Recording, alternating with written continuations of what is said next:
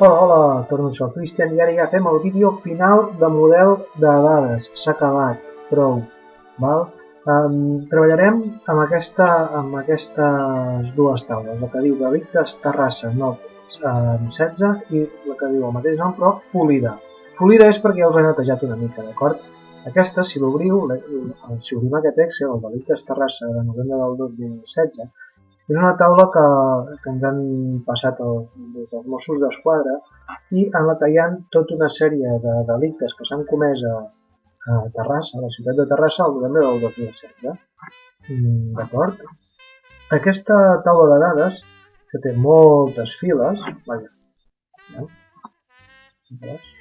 té 869, doncs això, són delictes en la qual aquí hi ha el tipus de delicte que ha succeït, el municipi en el que s'ha donat i la coordenada en X, Y i el sistema de coordenades ETRS 8931 Nord UTM 31 Nord, que és l'oficial de Catalunya, la coordenada X i la coordenada Y, i la data en què han ocorregut aquests fets.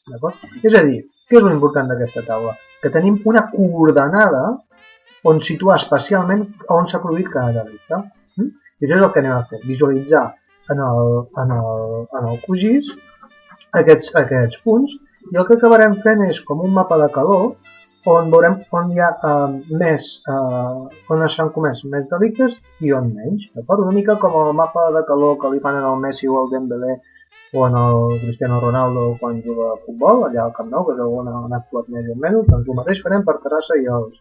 Doncs bé, a la taula de delictes Terrassa polida us he netejat una mica. Si l'obriu, aquí veureu que ja no hi ha tota aquella capçalera. La primera fila ja és la capçalera de les dades i hi ha algunes coordenades, he eliminat algunes coordenades que deia 0, 0, és a dir, estaven mal georreferenciades. El poli que va prendre nota d'aquell delicte no va posar la coordenada, doncs estava els punts sortien despirolats.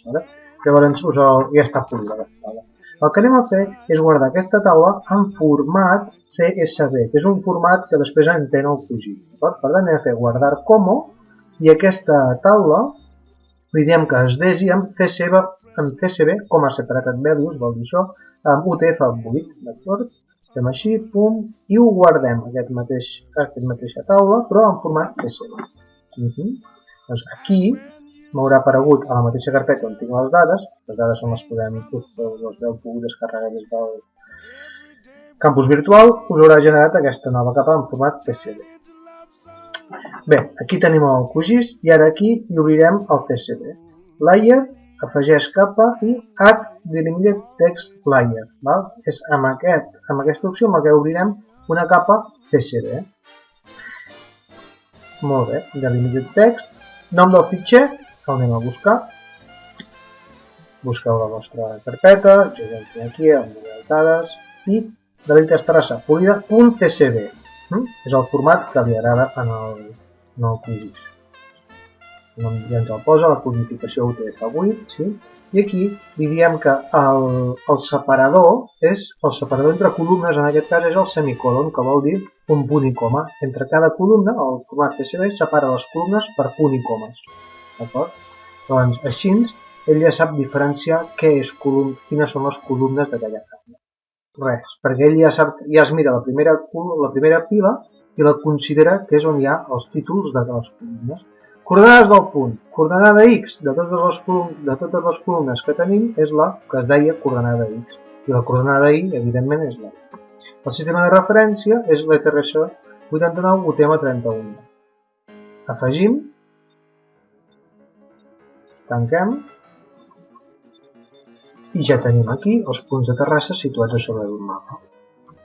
Si us recordeu, podem agafar aquí el Open Layers, el plugin aquest que vam instal·lar, i veure, per exemple, pel Bing, les carreteres, carregar un mapa un UMS, un servei, situar, evidentment, els punts per sobre de la capa que estem veient d'aquesta IMS, i veuríem aquí sobre on s'han comès tots els delictes corresponents. La nostra capa, la dels punts, podem diferenciar la seva representació, la seva visualització per diferents maneres. Per exemple, si volguéssim donar un color diferent a cada tipus de delicte, ho podríem fer, ho recordeu? Que podem agafar i categoritzar cada tipus de punt. Per exemple, per una característica, podríem fer-ho pel tipus de fet. I símbol de random, també una classificació de random. Sí? Fet, podríem agafar i simbolitzar amb un punyal els assassinats amb arma blanca, amb una pistola els delictes comesos amb arma de foc. Bé, moltes coses, ja m'enteneu, no? Ara el que farem serà fer un mapa de calor, allò que us deia, d'acord? Doncs molt bé, per fer el mapa de calor us ensenyo una nova caixa d'eines que té Qgis. Anant aquí a procés, si aneu a Toolbox, us obrirà una caixa que és com a l'ArcGIS que teníem a Toolbox, doncs aquí també hi és. I de totes aquestes eines que hi ha, us demano que aneu amb una que diu Interpolació. I dintre d'Interpolació hi ha una opció que és el Heatmap. Si feu doble clic a Heatmap, ens obre una caixa de diàleg i ens diu, bé, doncs quina capa de punts tens tu per fer un mapa de calor? Doncs tenim aquesta. Molt bé. Aleshores, el radi de recerca que vols hi posarem en aquest cas, doncs, 500 metres. I atenció, Output Raster Size, és a dir, ens demana quina mida, com vols que sigui el raster que farem al mapa de calor. De fet, el mapa de calor, per definició, és una malla de píxels sistemàtica, com vam veure en l'altre tutorial, en què cada punt, cada cel·la, cada píxel d'aquest ràster té un valor, i en aquest valor el que hi haurà serà la densitat de punts en aquella zona, o serà com una interpolació, d'acord? Ja ho veureu clarament quan haguem fet. Mida del píxel. Mirarem que ens faci una mida de píxel de 10 metres, per exemple. Penseu en 10 metres a la realitat. No hi ha delictes cada 10 metres. Bé, si hi són, doncs serà que és un lloc molt xungo, no? Doncs va, anem a fer això. Amb un radi de 500 metres i una mida de píxel de 10 metres, anem a fer un heatmap i anem a donar un fitxer de sortida, save to file, i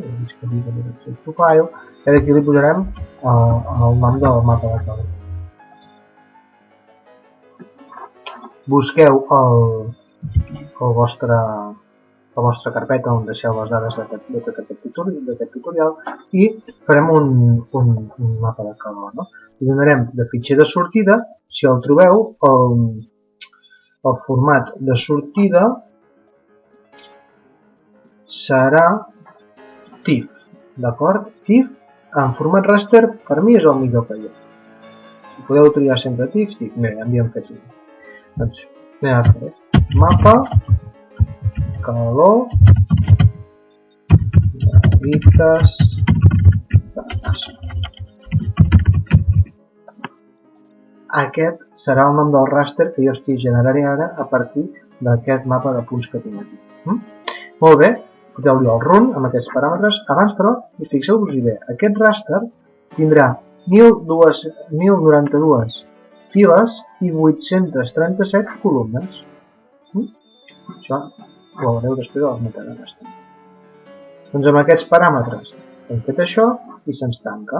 Hi ha, en aquest ràster que hem generat, cada píxel d'aquests que veiem tan petitons, que fan 10 metres de costat, cada un d'ells, l'eina de mesurar, mirem, quan fa una punta a l'altra, sí, fa 10 metres cada píxel de costat, d'acord? Sobre el terreny. Sobre el terreny. El píxel, 10 metres sobre el terreny. Ja veureu que quadra una mida de píxel amb el que és una amplada d'un carrer més o menys. Evidentment vosaltres esperàveu veure el mapa de calor amb uns colors més espectaculars, no amb aquest blanc i negre, no? Doncs bé, anem-ho a modificar. Si anem a propietats, de la capa del mapa de calor, i a simbologia, i diem que no volem una paleta en blanc i negre, sinó que volem una single band pseudo color, aquí podeu triar la paleta de colors. Podeu triar-ne una de les predefinides aquí, o una d'aquí que n'hi ha moltes més. Per exemple, no sé, la de l'orange red, per exemple. Apliquem. Molt bé. I aquí ja tenim, ja fa més pinta el que nosaltres volíem. Veiem que aquí hi ha una zona xunga. Aquí hi ha una zona on hi ha concentrats bastants delictes. Què més podem fer? Podem agafar i posar els delictes per sobre la capa de punts, per sobre de la capa I si no ho voleu així, desactiveu. I si voleu, podríeu agafar i donar-li transparència a aquesta capa, aquest ràster que han fet, aquest mapa de calor, i podríeu donar transparència. Botó dreta sobre la capa, i a transparència li podríem fer un 40%.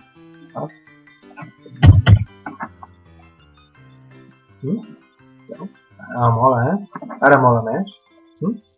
I aquí podríem posar, per exemple, el tipus de delictes. Bé, bàsicament es tractaria d'això. Podríem fer els intervals, Veiem que aquí hi ha 44. 44 què? 44 delictes es deuen concentrar aquesta zona, sí? Podríem fer els intervals com nosaltres volguéssim. Ja ho sabeu. Simbologia. Aquí podríem escollir els intervals. Per exemple, podria fer aquest color fos fins a 10. 10 delictes, fins a 20 delictes, fins a 30 delictes i fins al màxim. Val?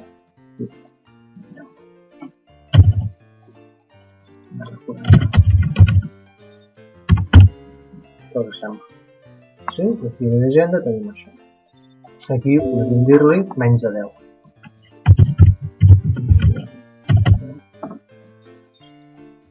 Molt bé, doncs ja tindríem el nostre supermapa de calor dels delictes de Terrassa. Molt bé, nois, aquí hem acabat ja el tema ràsters i vectors. Sobretot perquè al final hem vist clarament la diferència entre vectors, en aquest cas punts, i ràster, perquè hem de generar un ràster. Un ràster que si mirem a les metadades ens diu que té una extensió, que és aquesta, una amplada, una alçada, en columnes, un número de files i un número de columnes, que és un tipus de dades float, perquè ha fet, encara que jo ara he escrit números enters, sabem que internament són números decimals, i que té una mida de píxel de 10 metres. Molt bé, vinga, va, a disfrutar del SIC i dels delictes. Apa, adeu-siau.